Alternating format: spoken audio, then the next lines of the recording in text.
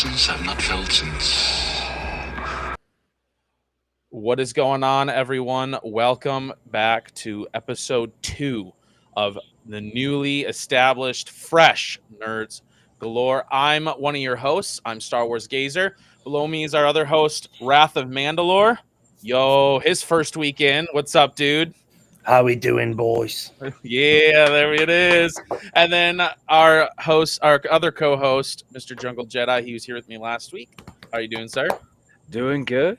Glad to be here. I'm a little short on vocal cords. My voice is kind of half gone, but Oh no, what have you I'm been doing? here. Screaming? Yeah, we won't talk about it. Ben's Okay. singing Alicia Keys on his whatnot stream. Yeah. Hey, Yes. you're not supposed to tell people that. Joining us today, you guys, appreciate all four of you already in here. Joining us today is our good friend. I can't believe we get to say that. It was a pleasure meeting him at Denver Fan Expo, Mr. Joe Corroney. How are you tonight, sir? Hey, everyone. I'm doing great. Thanks for having me on your show. Oh, absolutely. Thank you for being on our show. It's a great honor and privilege. Yeah, we got to meet you at Denver Fan Expo. It was funny. I think it was the second day, I think it was. And me, Yeah. Jungle, and BP were just walking around like, let's see something that we maybe wouldn't see.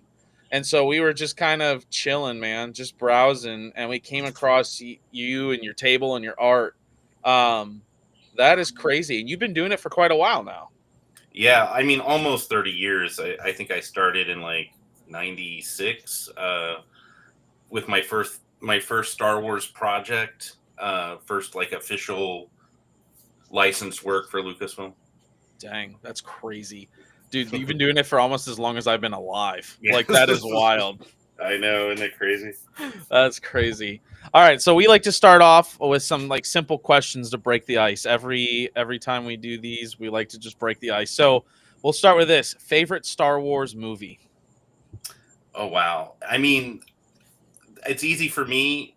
It's not really controversial, but it would be 1977, A New Hope. Okay. Even though I recognize Empire Strikes Back as the most superior Star Wars film ever made, it's better acting, better writing, better, everything's better, better lighting, even better cinematography. But Star Wars 77, I saw that when I was, barely 4 years old, not even yet, just shy of my 4th birthday. And Wow. that blew my mind, Yeah. to be that young and to experience something that revolutionary. Yeah. Even as a little kid, like I had never seen anything like it. And even after that, I mean, there was nothing like it. So Yeah. the first Star Wars film is definitely my favorite.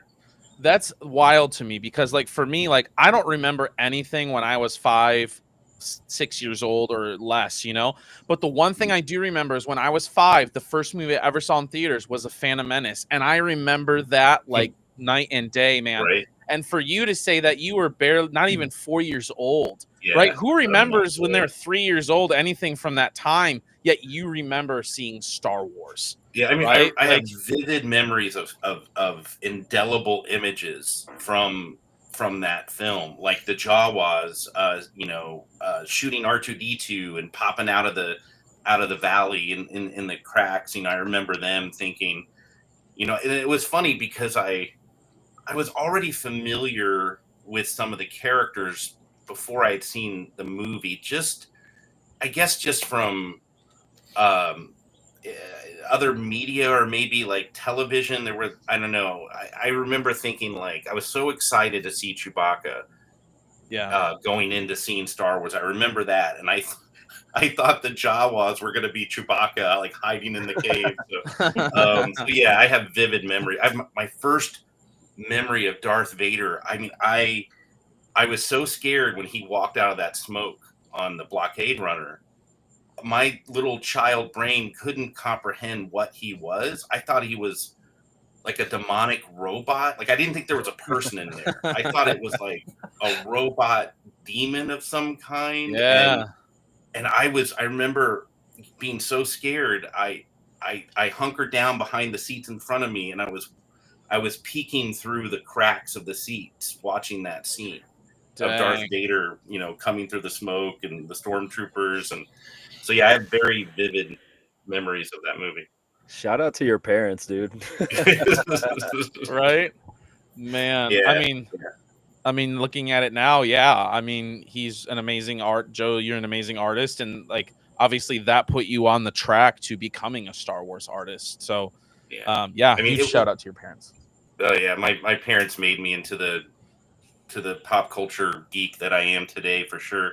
Yeah. But definitely that fascination with Darth Vader. Like I was so frightened of him as a little kid, but of course that I saw Star Wars again and again, and that that fear went away. But it was replaced with like a fascination with the character and with the movie too. But I mean, I loved Darth Vader as a little kid, like growing up and wanting to draw him, and maybe it was a way of processing my trauma of being scared of him. But Yeah, that's so cool. Like, so I'm assuming then from what you've said that like Star Wars and stuff were your parents pretty big nerds too? Like, were they all into like the sci-fi and stuff like that? Or my dad kind of was. I mean, they both. I guess my mom was more nurturing and supportive of my, comic book and cartoon habits, and definitely my art habit. Like when she knew I liked drawing, she really encouraged that. My dad definitely is responsible for making me like the movie geek I am, because like we would go to the movies like every weekend, sometimes twice a week growing up. He loved watching cartoons with me. He took me to the comic book store every week.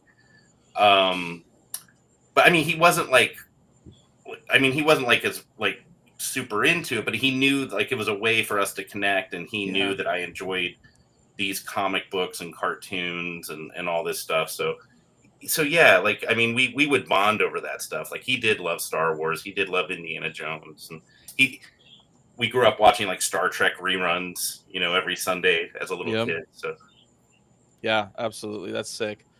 So who would you say is your favorite Star Wars character then? Would it be Vader? Darth Vader for sure, just because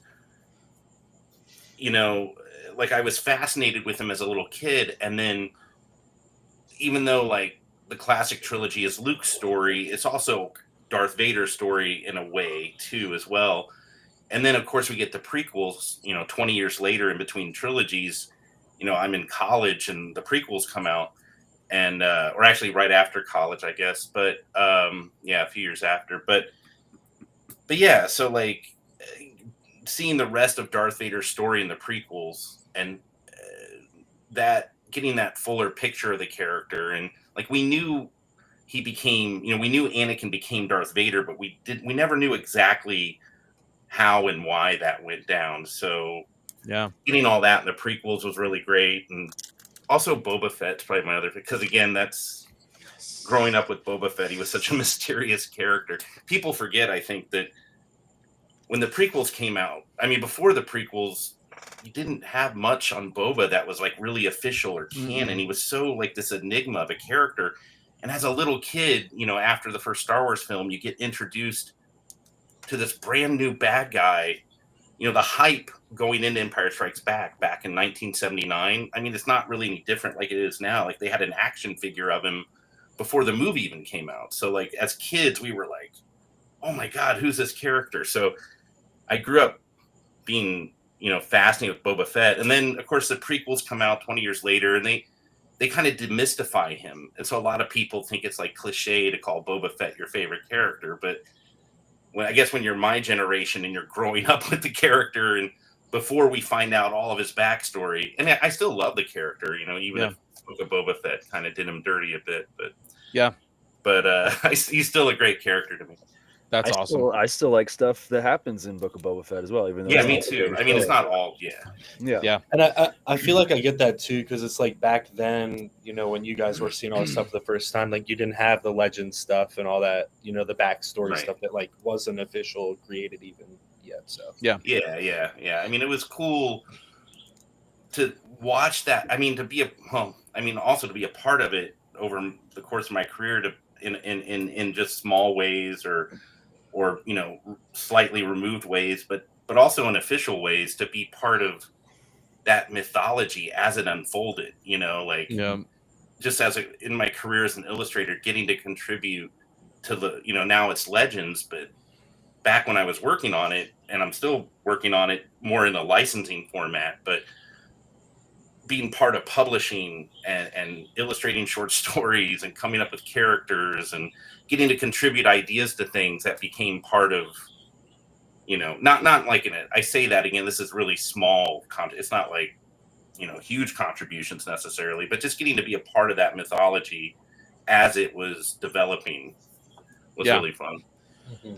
Check out some of the chat here. We got some people in here. Nintendoberg.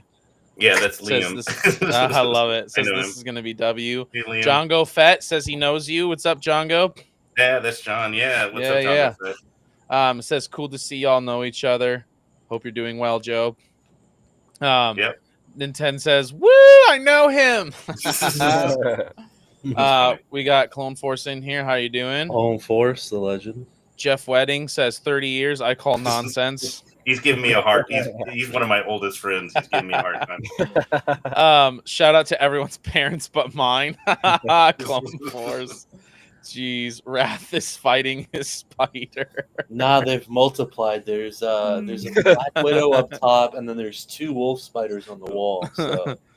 Clone Force thinks that the prequels actually harmed Boba's character. He said being a clone made him less cool. I mean, I don't think it did, but everyone's got their opinion. I mean, I understand, like, it's not the Boba Fett necessarily we all maybe in our head canon or our imaginations we thought, but I was totally fine with it when it came out at the time. Getting to see a young Boba Fett, and especially the path they took him on in the Clone Wars after. I mean, yeah, that's crazy. And now Ewan McGregor and Tamara Morrison have a signing together now. Yeah, in Boston. They're pairing up now. It's crazy. Yeah, that'd be a cool. Had to be the same week as Rebel Scum Con, man. Right? That's right. It's the same weekend as Rebel Scum. Yep. So what would you say is your favorite? Okay, I'm gonna say Star Wars show, but I want to divide it up because what's your favorite animation TV show and what's your favorite live action Star Wars show? I mean, I have so many friends, and I love Star Wars Rebels. Like, I love Rebels. It's probably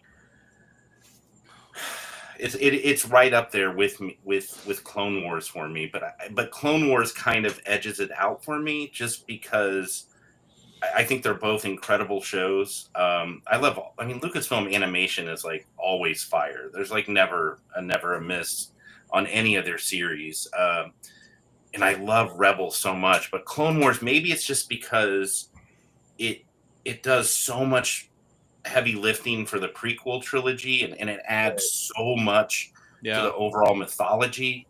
Yeah, especially with the Force, and I mean, Rebels does that too, actually, with like World Between Worlds. But does it a lot. I mean, Clone Wars just, I don't know, like it does start out the first couple seasons very kid friendly, but it just gets so dramatic and mature even very quickly as it goes on. Yeah. And that last season of Clone Wars is just incredible. Yeah. I mean, so I love Clone Wars, but I would say that edges out Rebels for me just a little bit. Live action, I mean, can you beat Andor season 2 right now? I mean, that's like, I loved Andor. I mean, Andor was so good. I mean, I know it's mature Star Wars. It's not the whimsy Star Wars that George Lucas, that a lot of fans are used to, where it's more kid oriented. And I love that Star Wars too. I love that kind of storytelling. The storytelling has more of the whimsy and the kid friendly, but Andor also, I don't know. It's just it's so good. It was so good. I loved it so much, especially season 2. Beyond that, I would say, I'm a big fan of Ahsoka season 1. Even if it's a little rough in spots, but I love those characters. I love seeing the Rebels characters in live action. Same. Yeah. So I mean, Andor probably beats out Ahsoka season 1 for me, but I mean, they're different kinds of Star Wars. So yeah, and not all Star Wars is for everyone.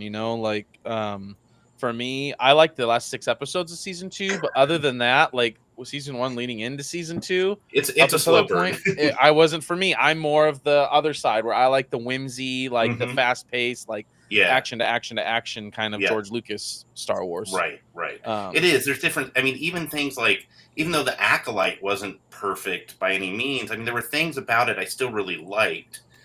And yeah, I would have liked it to have been better or different. But like you said, there's different Star Wars.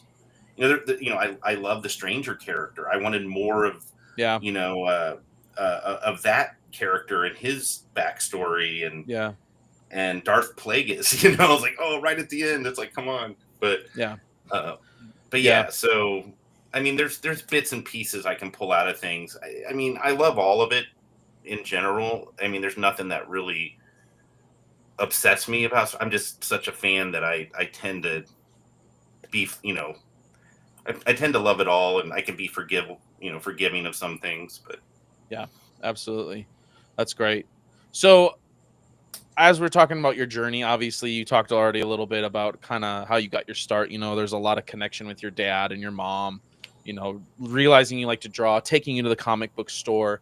When in your life did you start to realize, like, oh man, I could make this a thing. Like, I could make this happen and make this a career.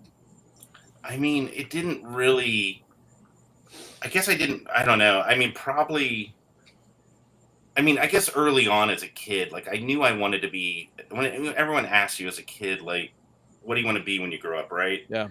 I knew I wanted to be an artist. I wanted to draw comic books. I wanted to make artwork that was fun. I knew that as a little kid, but I didn't really think about it seriously that I could do it for a living until, I mean, it was probably even high school, like my junior, senior year of well, probably even before then, because I knew I was going to art college. So, I mean, I don't know if I ever even felt like I had a choice. I never thought like, oh, I can't be an artist. I just always knew that I was going to be one somehow, no matter what. Yeah.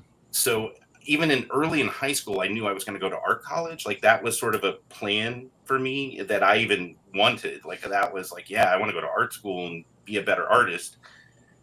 But I guess once I got to art college, I knew that I had to get published as soon as possible. Like I knew, like, I just needed to get my artwork out there and get published. So I was already looking, even though I was in school doing my art projects, full time, I was looking for freelance work. So I started getting published in comics when I was around 19, doing independent comics. I mean, I wasn't making hardly anything, if anything at all sometimes, but I knew it was most important for me to get my artwork out there and to get published. So by the time I graduated, I already had professional work, and I could say I'd been published, and I had a portfolio that had, at the time, decent work and stuff. So I knew right out of college, I could try to find like an art career somewhere. Yeah.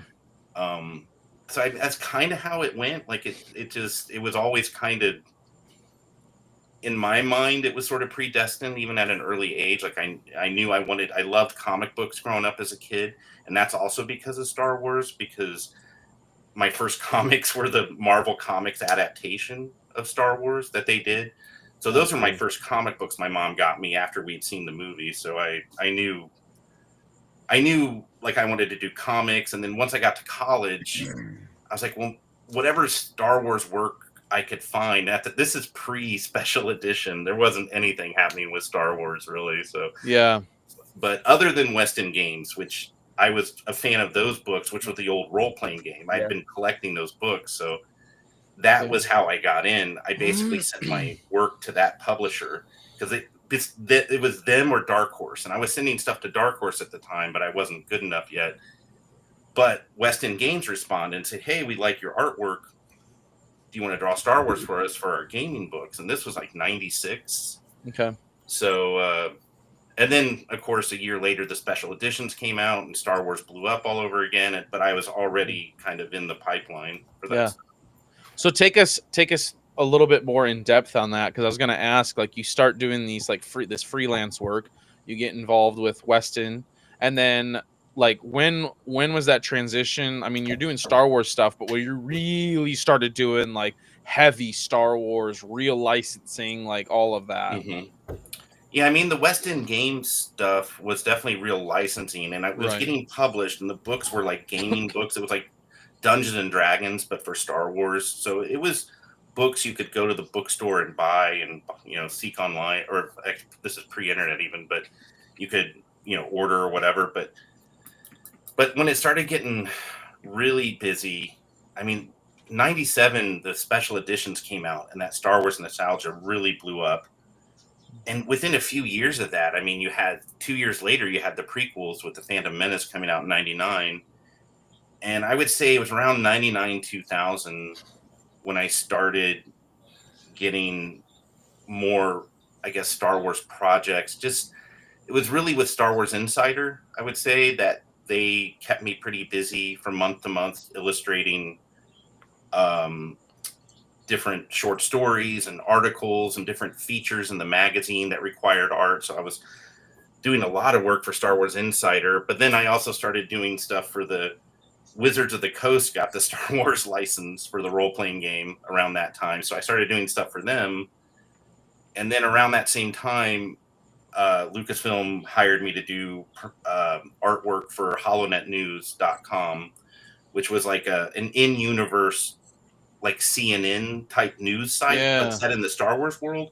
But it was a viral website that they used to sort of promote Attack of the Clones, which was coming out in 2002. So that previous year, I was working on artwork for that. And so I had a lot of projects all sort of coming in. I mean, I was doing other things too, like other companies, like other kinds of properties. I was drawing like a comic book for Marvel at the time. So, but that was my early career right there. But things kind of just took off pretty quickly. Yeah. So what was it like getting that call from Lucasfilm, or that ask from Lucasfilm? For like HoloNet News and doing I mean, because you see Lucasfilm and you're like, whoa, right? Like, yeah, I mean, it's funny because friend of mine, Pablo Hidalgo, was already, so he was a writer for the West End Games Star Wars role playing game books. So I was already familiar with Pablo, and we knew each other from that. And then of course he ends up getting hired by Lucasfilm as like their content creator for StarWars.com, probably around 1998, 99.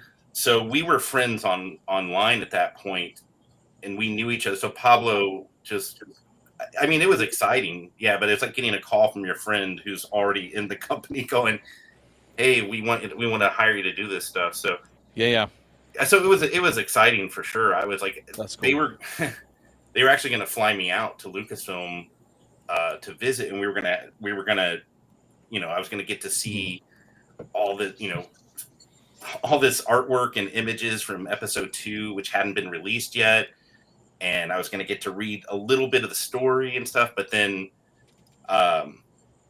this was around September, and then 9/11 happened, and then they decided not to fly anyone out anywhere.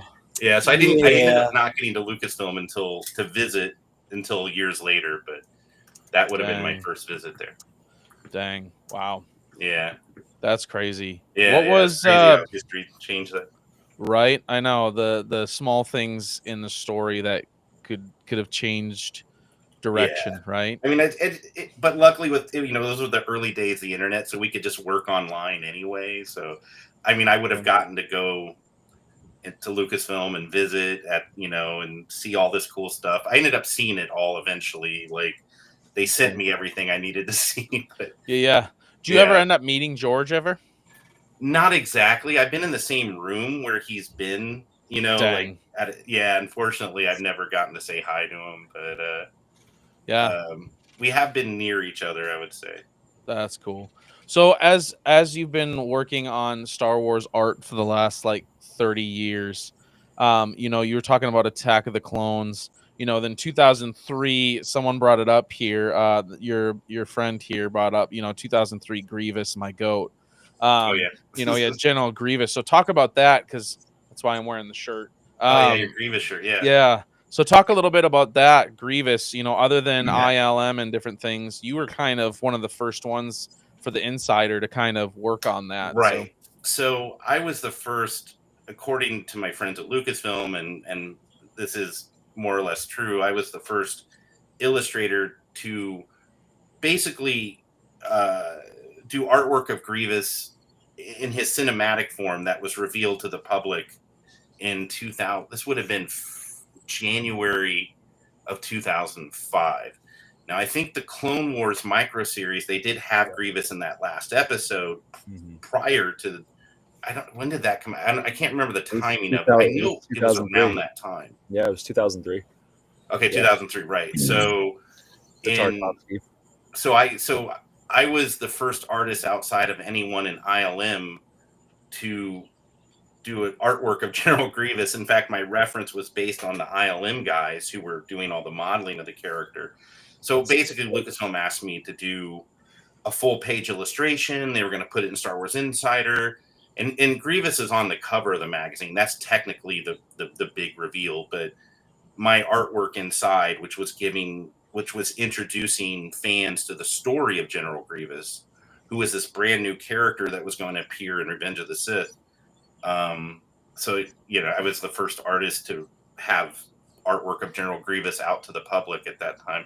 But you got to remember, he wasn't even in the first trailer for Revenge of the Sith. Like, there's no General Grievous in that trailer. They kept him very secret. Yeah.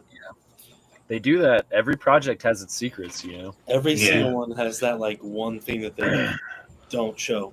And they try to never gets out. Like, whether they have to make people disappear or not, I know, it's like back then. I mean, you would think it's even more secret now, and it is, but back then it was stuff. It didn't leak as much back then. There was definitely the early days of the Force.net and some of these websites that were doing spy pictures and reports. But I got to read part of a script to episode 3 before it had even come out, because I was working with Dark Horse on some projects. So I'm like, oh my God, I got to be careful what I say and stuff like that. So yeah, it's you never know. Yeah, nowadays they just take you on It's a Small World, and after the second pass, you don't come back out. Never seen again. Come here. Come on, guys. It's gonna be a great time. Oh man. So what's been one of your? Obviously you love all your art, but have there been a few pieces over the years that you've really connected with on a deeper level that you're these are really super meaningful to me, very?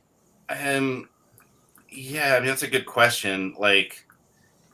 I'm always thinking ahead to the next stuff, so I don't tend to look back too often on my art. I know I definitely have artwork that is meaningful.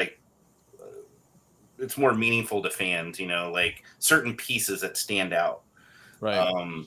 That I'll probably be remembered for, right?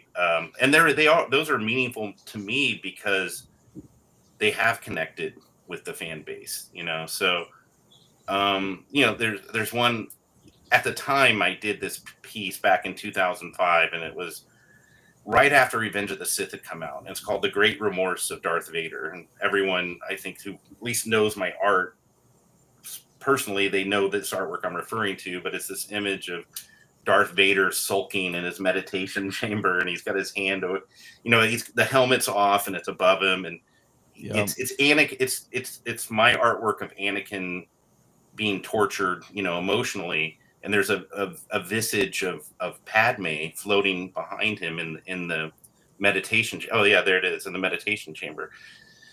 So when I did that artwork, and I did that artwork back in 2005, and it still resonates with fans. When I go to conventions and they see that artwork, people who've never seen it before just, I've seen girls just start sobbing immediately, you know, when they see it, and I always feel terrible about that. But no, has, like, that's great. In my opinion, that's exactly what you want.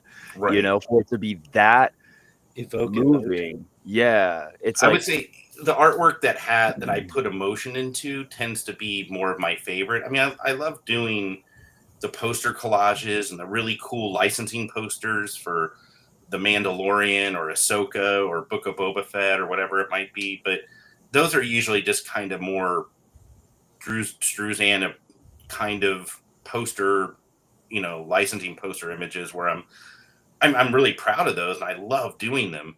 They're really fun, but I love doing storytelling in my art. That's because it comes from my comic book background as an artist.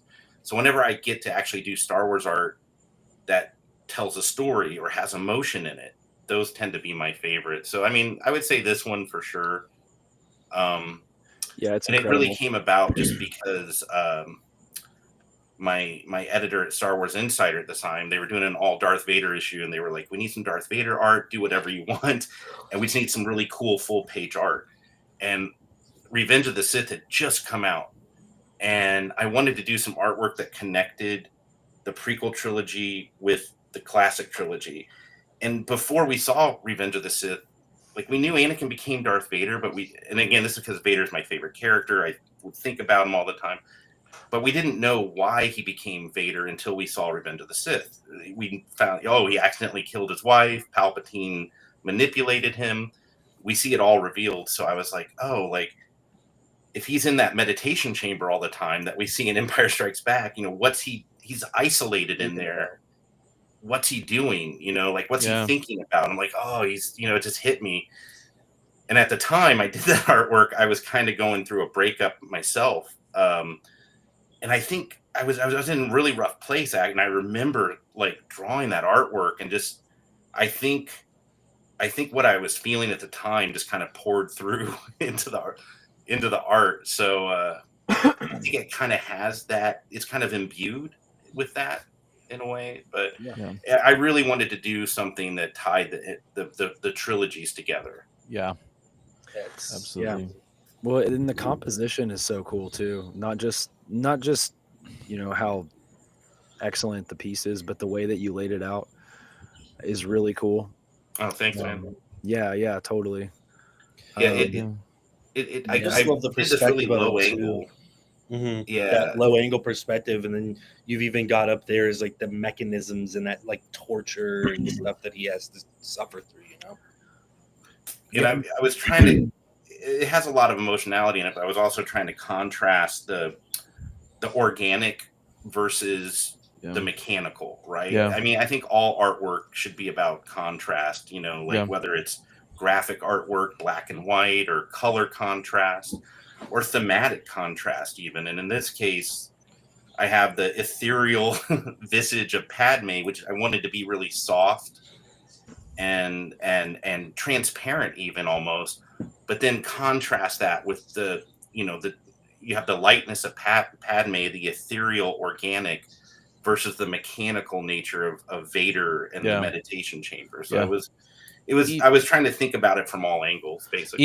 Even the colors you have here, the black and white, right? You got black Vader with the black, sitting there in the black seat, and he's got his black helmet. And you have like the darker mechanical stuff above him, and then where Padme is this nice like interior white. You know, this like in a sense the light of his life, right? Right. So exactly, I wanted to do as minimal color as I could, so I kept Vader all in blacks and dark tones, and I really wanted Padme to be the opposite of that, the light of his life, and you know, the dream and to be really bright. So it was contrasting color, it was contrasting theme, it was contrasting graphic lighting. So it was that's so cool. One of the other pieces I want to talk about, and I have this one personally. I have the one we were just talking about as well, but I love this piece, and I think it'd be cool if I'm gonna pull it up here real quick. I'm just getting it bigger, and let's share. I love this piece. So let's talk about this piece and kind of your inspiration for Oh, this wow. piece. Well, I think that- this piece is so cool. Thank you. Yeah, it's a little cropped on the top and bottom, but it gives you the idea. You can see Anakin's mechanical arm is in there too. But basically, oh, there you go. That's the whole thing. Yeah, it's the scene from Revenge of the Sith when Anakin is on Mustafar after he's been basically dismantled by Obi-Wan, and he's left for dead on the shores of the lava river. But that piece specifically stemmed out of the first one we just talked about, which was the Great Remorse of Darth Vader. That was the really dramatic title I came up with, that Anakin Padme art, or Vader Padme art. So that one was, even back then, and when I did that art, it was really, popular and powerful at the time. So a few years later, I was like, I want to do something like another in the series of Darth Vader's, origin, essentially.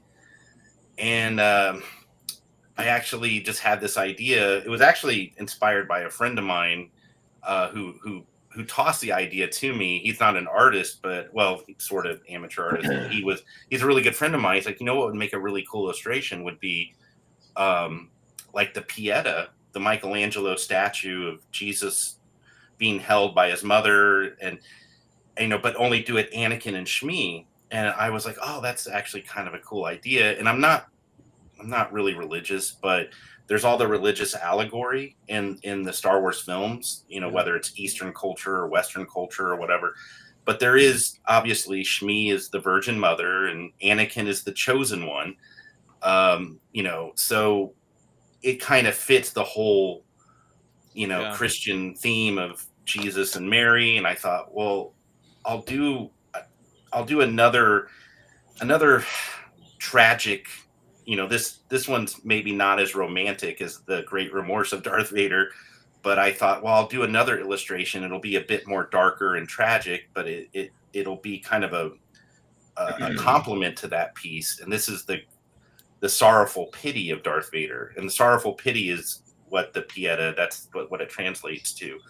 And the Pieta is just this Michelangelo carved statue that's very famous of Mary holding Jesus after he comes down from the cross. So I thought, I'll have Anakin, after Obi-Wan leaves him, he's dreaming of his mother, of Shmi.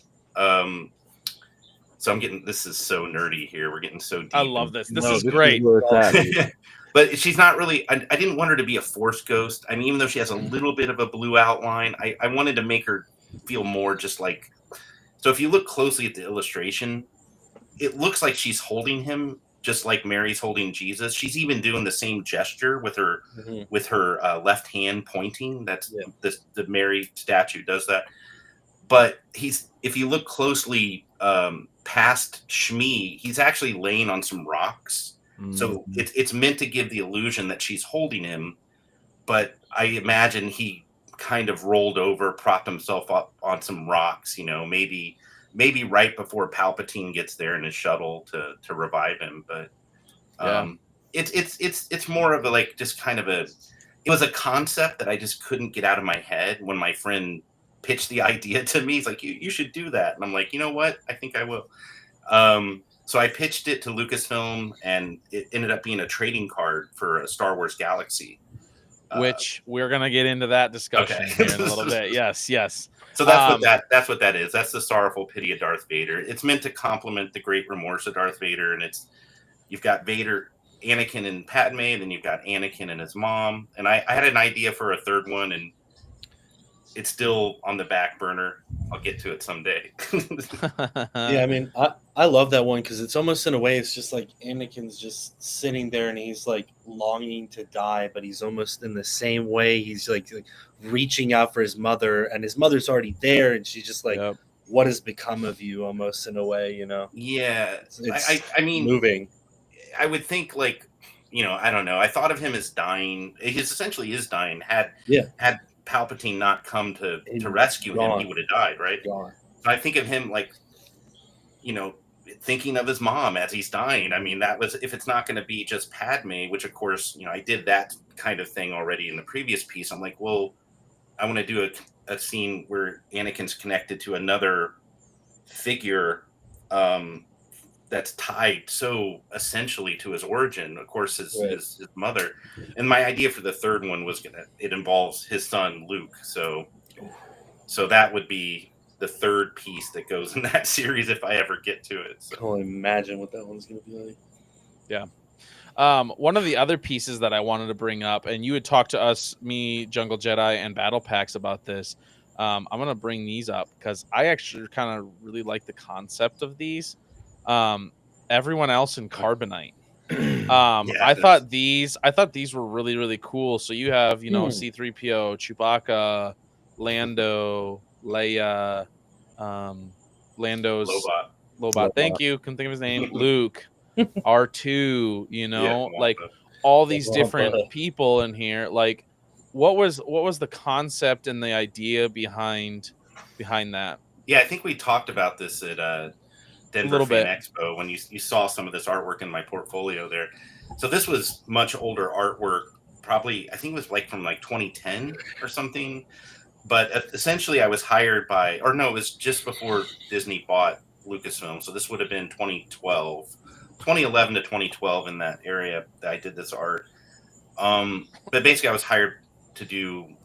I was doing a lot of work for Topps. I still am, doing Star Wars art for them.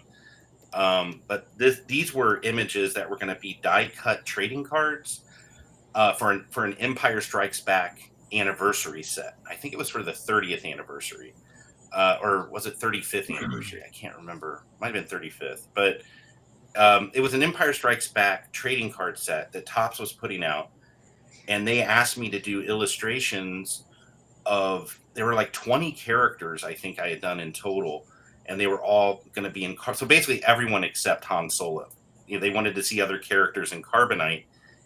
And when they pitched this idea, I was like, well, I don't know if Lucasfilm's going to go for this, but okay, but they got the approval. Lucasfilm agreed to it, and they were going to be die-cut trading cards, so like as tall as trading cards, but they were going to be skinny, so a little skinnier than actual, trading cards. But then it was like an insert set. So, you might find one of these if you buy a pack of cards. You have to collect all 20 to complete the set. And they were going to be foil embossed. So they look like Carbonite, but they're actually going to be reflective, right? So cool. Those would have been so cool. This was all planned out by Topps. So I did the artwork, it's colored, it's done. I send it in. And I'm like, oh, this will be a really fun project, just seeing all these different characters in Carbonite. But Disney had just bought Lucasfilm, and so everything had to get reapproved that was in the pipeline. And like the timing was so poor for this. For one, I didn't even think it was going to happen. But then Lucasfilm's like, oh yeah, we love the idea, do it. And then the artwork had to go back through approval channels, and Disney literally just bought Lucasfilm. So they had to put their fingers on things at the time. And they were just like, no, we don't like this idea. We don't want these cards to come out. So I got paid for the project, but it just never happened. It never got published in the trading card set. That would have been so cool. Yeah, it was fun to do. I mean, they would have been cool to actually have those little foil cards. But yep, it'd be cool if they just bring that back. They could do it at any moment now. They could try to get it approved again. I feel like that would go so hard. Like, yeah, I mean, I would base the heck out of those.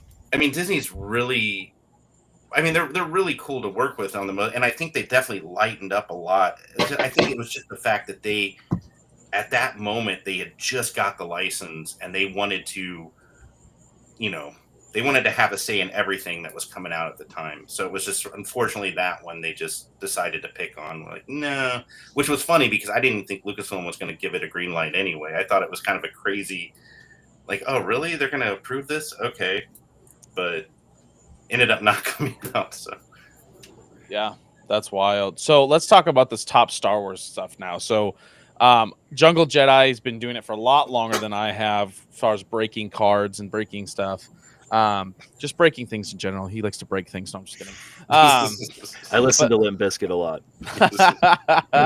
But like I started breaking myself some different cards and stuff and sets. So talk us through that. experience of getting to start doing top Star Wars cards? What was that like? Yeah, that's been really cool. So in college, being a Star Wars fan, being a Star Wars art fan, collecting Dark Horse comics even. But I grew up on the Star Wars trading cards as a kid. Like I still have them, my collection in the garage with all my old Topps movie cards. But in college, there was Star Wars Galaxy, which was like an all art set that featured like all comic book artists. Yeah. And I was a big fan of that set, because some of my favorite comic book artists were doing Star Wars, and they don't, people like Mike Mignola and Walt Simonson did Star Wars, but I mean, there were artists that, even newer artists like Joe Quesada and some of these guys who never had done Star Wars, and they were getting to do Star Wars trading cards, but illustrations and stuff. So I was a huge fan of Star Wars Galaxy as an all art set. So in 2004, Topps hired me to do the very first Star Wars sketch card set, which was for Clone Wars, the micro series Clone Wars, and that set was coming out in 2004. And sketch cards were brand new at the time. Like I think Marvel did a set in 2001 for a Daredevil sketch card thing. I remember seeing Daredevil sketch cards in 2001, but it wasn't a big thing back then. But when Star Wars entered the chat and Topps started doing sketch cards for their Star Wars sets, sketch cards blew up.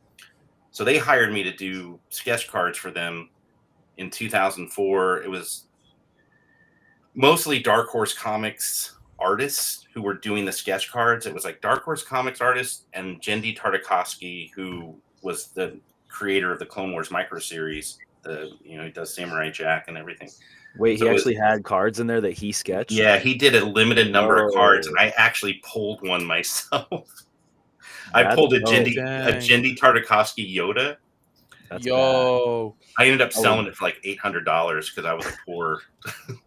I'm not rich now either, but back then I was even less rich, or more poor, I should say.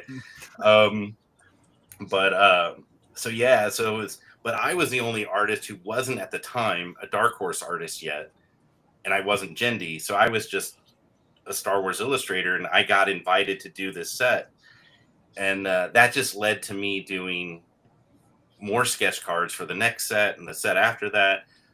But then in 2008, they brought back Star Wars Galaxy, which was that all art set, and this would have been their fourth incarnation of it. Now they do it every year. They have a Star Wars Galaxy set every year, but they skipped it for a while. Then Topps brought back Star Wars Galaxy, and I got to contribute some brand new illustrations for that set. I got to do the foil puzzle, which was this big, I think it was 6 cards total. Yep. But you collect them all, put it together, and it makes a big image. Oh yeah, there's some of the Clone Wars sketch cards. I did like 1,000 sketch cards for that first set. I'm not even kidding. I literally did 1,000 sketches. That's insane. Yeah, and I got paid peanuts. I remember seeing too, like the Revenge of the Sith sets. Like they're all one of one sketches, but they're they're all similar in style. So it's like there was like 4 Obi-Wans that I saw. Like some of them are a little further along than others, like stuff like that. Because we had they offered me 1,000, and I was like, oh, if I draw 1,000 sketch cards, I'll make this much money. So I agreed to it. Little did I know, like, oh my God, a few days into it, I'm sketching and I'm like, I just started repeating a lot of the sketches. So I'm like, oh, I'll draw another battle droid, because they're really easy to draw. So these were back when sketch cards were just sketches, like quick, very actual sketches. Yeah. Now they're way blown out of proportion. It's like a pissing they're crazy contest, Yeah. But that is crazy. And I mean, speaking of, who just rolled into the chat? Yo. Oh, there we go. Yeah, I know Kevin. Okay, nice. So sketch cards, every set, the artists would try to outdo each other. Especially a lot of us Star Wars artists, we all knew each other, right? Because we were doing other similar things for different studios, and some of us was like, oh, did you see that person's cards? Wow, they really like up their game. It's like, okay, well now I got to up my game because I don't want to. I don't want to look, mediocre. And eventually you get artists started doing full color. I'm like, guys, we're only getting paid $1.50 for these sketch cards. Like, that's it. And you have artists doing full color paintings. And I understood why, because they want the attention. They want to get their artwork out there. They want to be seen. And I did that too early on in my comic book career. I drew comic books for practically peanuts, but yeah. So I did raise my game, definitely. I feel like I'm kind of responsible because in the next set, the second Star Wars sketch card set, I actually only did like 50 cards, but I spent more time on each one. So I started to, and it wasn't because other artists were doing that. I just decided, oh no, I'm going to make these cards nicer now. But then everyone started doing it, and people just started like competing. So that's sick. It's sketch cards are a whole other thing now. So it's Joe's fault that we're where we are with it. Right, exactly. It's Joe's fault that we got to pay $250 for a it was- decent sketch card. We're talking 2004, 2005. Yeah. Star Wars Heritage was the second set, Star Wars sketch card set, and that was the one where I started to, but I wasn't doing 1,000 cards either. I was like, oh, I can take my time, but it escalated very quickly. Yeah. Kevin says hello, Joe. Hey, Kevin. Good to see him here. So, Jungle, you're getting ready here to go to the Nationals. Are you going to be there, Joe? The National Card Show in Chicago here in a couple weeks? No, I'm not going to be at that one. I haven't done a card show in a while, but okay. So, this guy, Mr. Jungle Jedi, is for the Star Wars night, or the trade night. Sorry, he's got a table, and he's right now he's working on sketch cards. So it's funny it's funny that you're talking about this because he's like hardcore working into sketch cards right now. I mean, I still do them too. I take when I occasionally have time. Like, I don't mess with them as much now because I'm just too busy with other stuff. But I still enjoy doing them, and I'll do them as commissions. But I think the last set I did was a few years back, and like I'll do like 25 or 30 cards. I'll usually do them like fully rendered grayscale. I won't do full color. I'll kind of save those for my APs. But that just means because it'll make my APs worth a little more if I do them that way. But no, that's awesome that you're doing sketch cards, man. Congrats. Thank you. Yeah, I mean, I'm pretty much only doing color for this set, like what I'm working on for what I want to sell at the Star Wars trade night. I'm only doing color stuff, and I wanted to have way more, and I drew a bunch of outlines. I went through and outlined like 20 cards, and I was like, I want to do these. And then I want to have maybe like 5 more. And I think I only have like 4 or 5 cards done right now, and it's in like 2 weeks, and I'm like, now I'm actually hustling. And it's not because well, it's not because I didn't want to. It's just that I was so damn busy. Like, I actually just finished. I quit my job at the gym, at the climbing gym. I worked in the climbing world for 15 years, and it just really wasn't. I didn't want to do it anymore. So I was like working towards getting out, like kind of the beginning of this year. And as I was preparing to go to Japan Celebration, I started streaming on Whatnot because I was like, my wife was like, oh, whatever money you can make extra, you can spend at Celebration, on whatever, and autographs or whatever. And so I started doing that and hustling.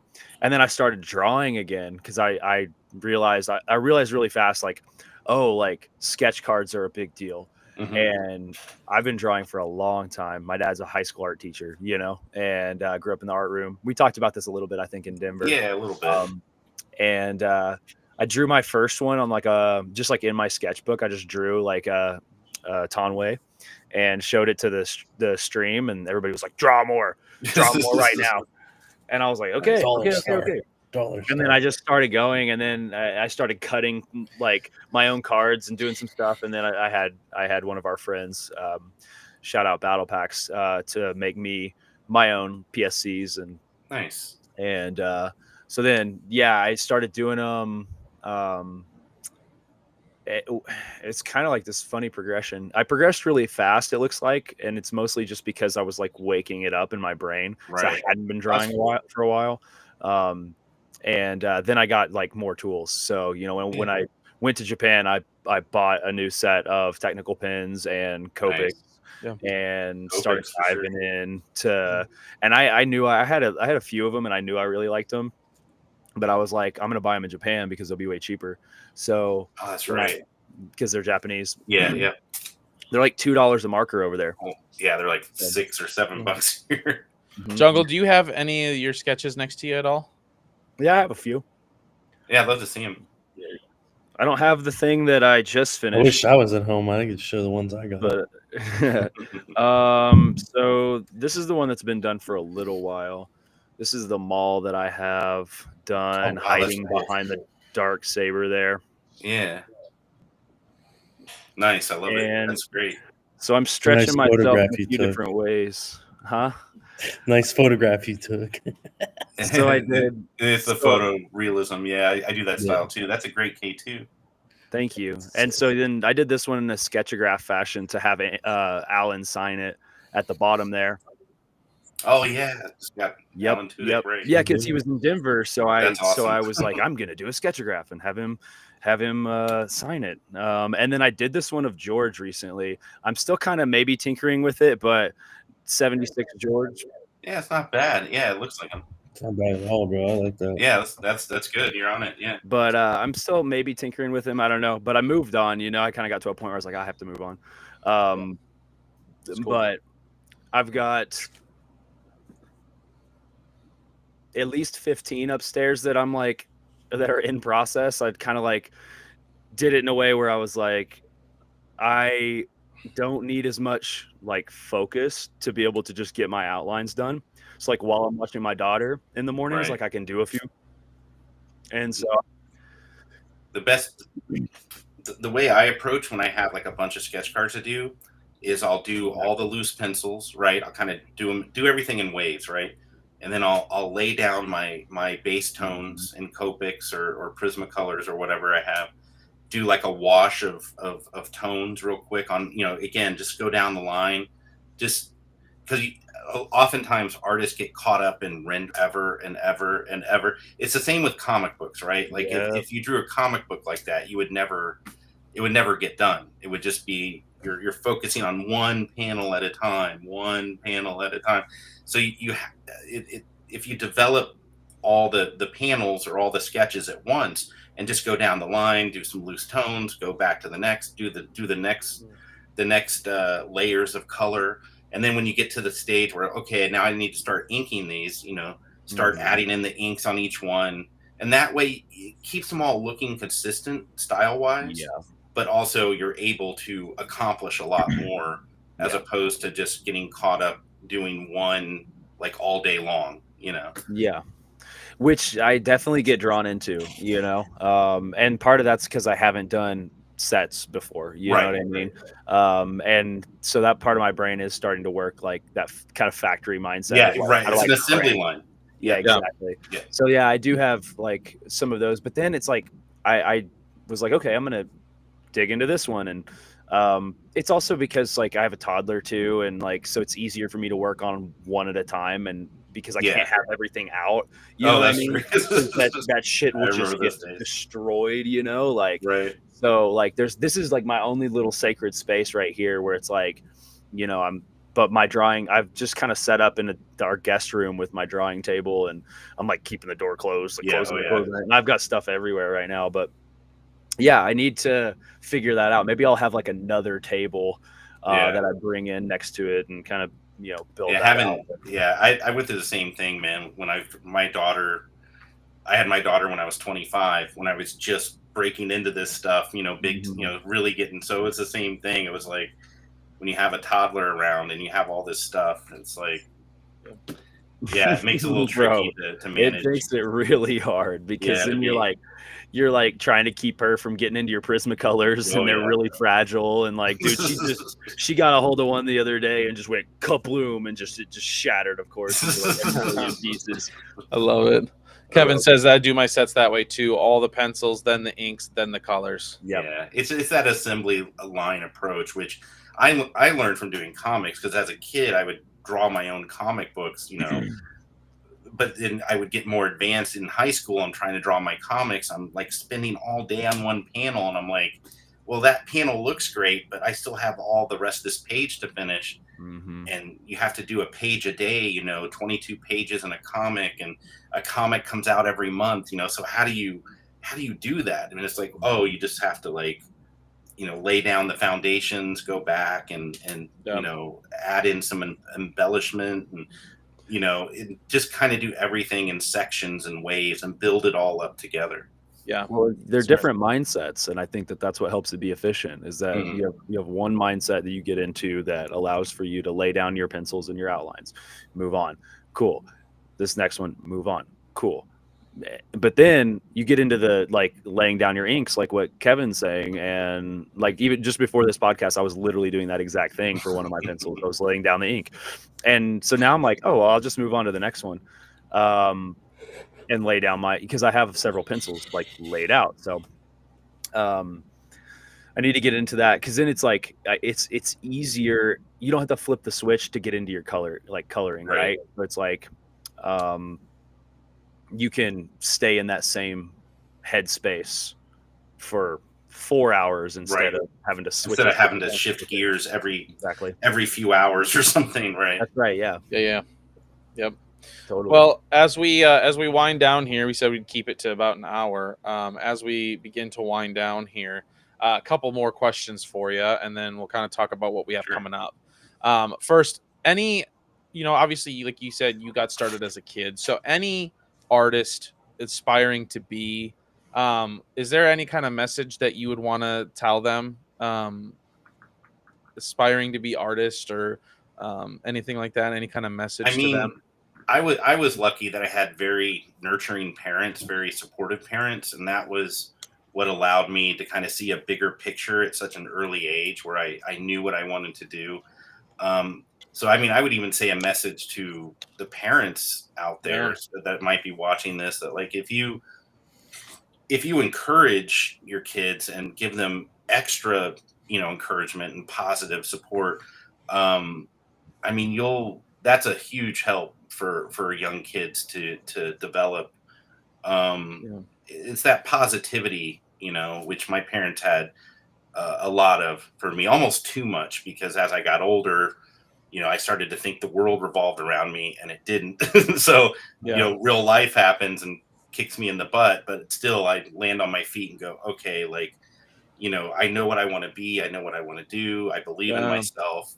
I've had training. My parents paid for art lessons when I was a kid.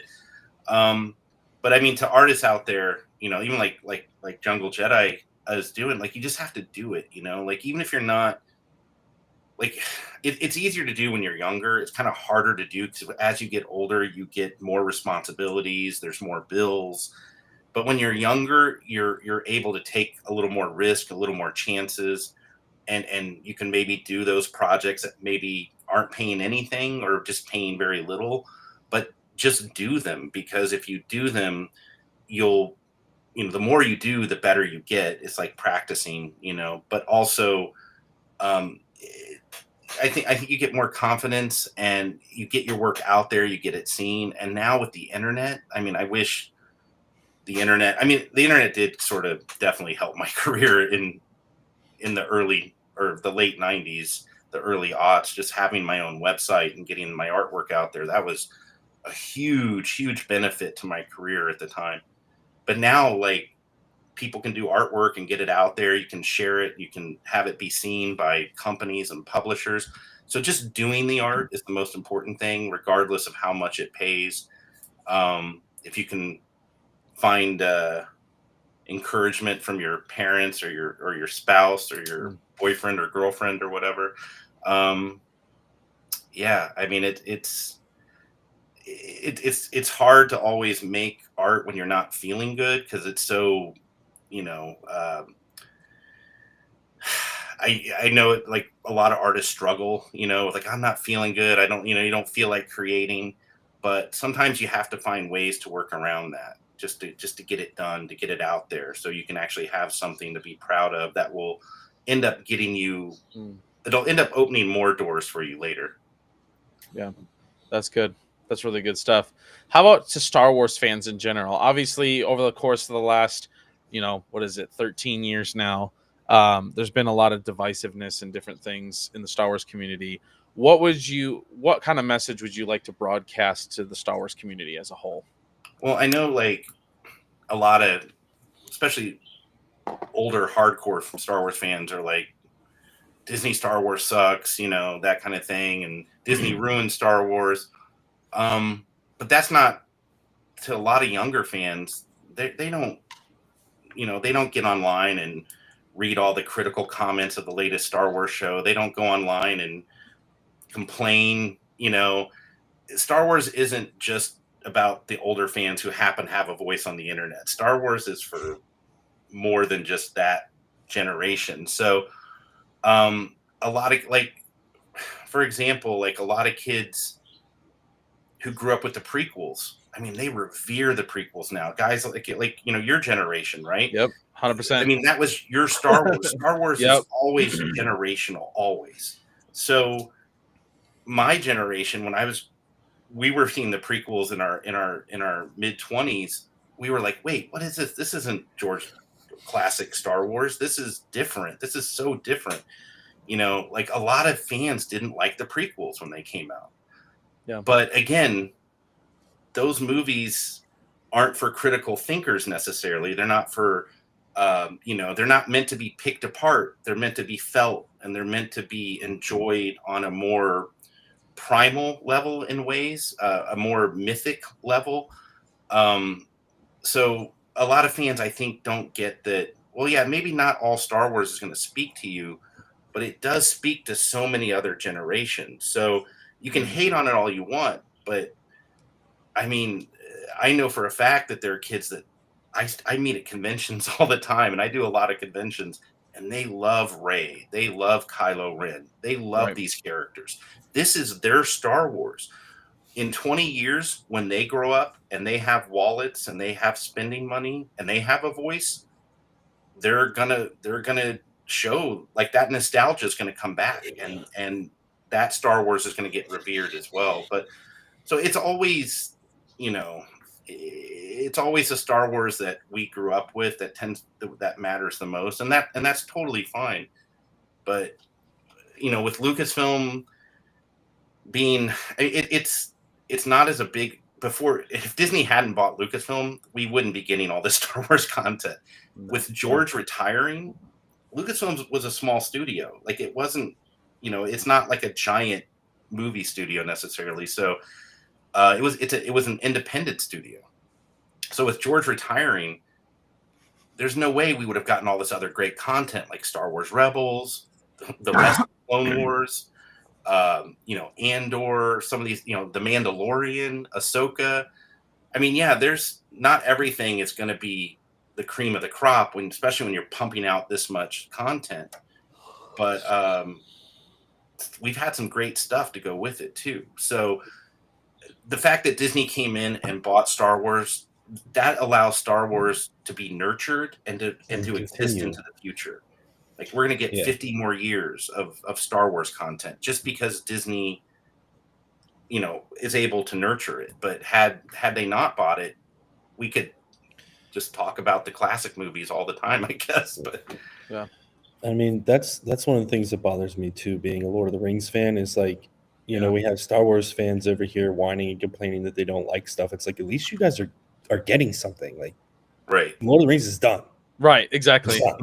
Well, they are doing new movies, but yeah. Well, I mean, they're the hunt for what they're allowed to do with the I mean, New Line is like, we got to cash back in on that Lord of the Rings money. So right, Andy Serkis is going to be doing a new Lord of the Rings trilogy that they're making up. But yeah. But I know what you mean. Well said. So as we close, talk about some of the things you're going to be doing. I know we're going to be able to all see you again at Rebel Scum Con. Oh yeah. So that'll be sick. Bother you every day. Yeah. You'll be surrounded by scum and banthas and villainy. Yes, I love it. So talk about some of the things that you got coming up other than Rebel Scum Con. So yeah, Rebel Scum Con is coming up. That's a big Star Wars show in Dallas or Frisco, Texas, coming up in August. But before that, I'm actually going to be in San Diego for San Diego Comic Con International next week. So that's a big one. That's like the Super Bowl of Comic Cons. And that's the one that George Lucas just got announced at, right? Yeah, for that panel. Yeah, he's doing a panel for his new museum that's going to be opening in Los Angeles. So yeah, it'll be cool that he'll actually be doing his first Comic Con. And he'll be there. I'll be stuck at my booth selling my art, so I won't get to go to the panel. But that's okay. But yeah, I'll have 2 new posters coming out at Comic Con next week for the 20th anniversary of Revenge of the Sith. So I did 2 new posters with Lucasfilm, one spotlighting Yoda and the Battle of Kashyyyk, and the other one spotlighting General Grievous and the Battle of Coruscant. So they're exclusive posters to Comic-Con. There's only 100 of each. They're 18 by 24. They're fine art Jaclay posters, so they're actually like art prints. So yeah, you'll see. I think if Morgan brings them up, you'll get to see what they look like. Maybe. There we go. Maybe. There we go. Oh, there's Yoda. So that one will be available at my booth at Comic-Con in San Diego, and my booth is 4300 4300. The Art of Joe Corroney. My booth is right in front of the Hall F doors. I think it's Hall F and G, but when you walk in those doors, you'll see my booth. But yeah, that's the Battle of Kashyyyk with Yoda, and that one's limited to 100 copies. That one's available at my booth for $50. And it's 18 by 24 inches, so it's a nice size. And then the other one is the Battle of Coruscant with General Grievous and the battle droids. And that one will be available at the Lucasfilm booth. I think that one's only $35. So that one will probably sell out pretty quick, I think. Hopefully. I think they're both probably going to sell out, brother. I'd love for both to sell out. Yeah. That'd be awesome if they both sell out. But I know there's a lot of Grievous fans out there. And there's a lot of Yoda fans too, but yeah, absolutely. We got real quick before we leave here. Nintendo Dude says this was an epic podcast. Appreciate it. Don't forget, subscribe. We always appreciate the subscriptions. Jeff says Joe will trade art for Tauntaun rides at SDCC. Jeff gave me a Tauntaun ride at San Diego one year. I hopped on his back and he carried me around. That's awesome. Hilarious. Nintendo says Joe keeps leaving us for Comic-Cons. Yeah, that's that's my girlfriend's son, so he's sad that I'm leaving. Oh man. All right. Well, Joe, thank you so much for joining. We really appreciate it. We look forward for Jungle and I seeing you again in about 2.5-3 weeks. Yeah. For Wrath of Mandalore, it'll be the first time. Ain't no way I'm getting left out of this one again. No. Yeah, I'm saying again, we'll get to see him again. This will be your first time meeting him in person. So it's not all that, trust me. It's pretty sick. He's all that. I love it. Appreciate you guys being on here. Joe, thank you again so much for your time. We look forward to it. We'll have you on again. We'll have to have you on again sometime. Anytime. Yeah, let's talk about whatever the newest Star Wars thing is. So I love it. Guys, thank you so much for watching. And remember, the Force will be with you always. Thanks, guys.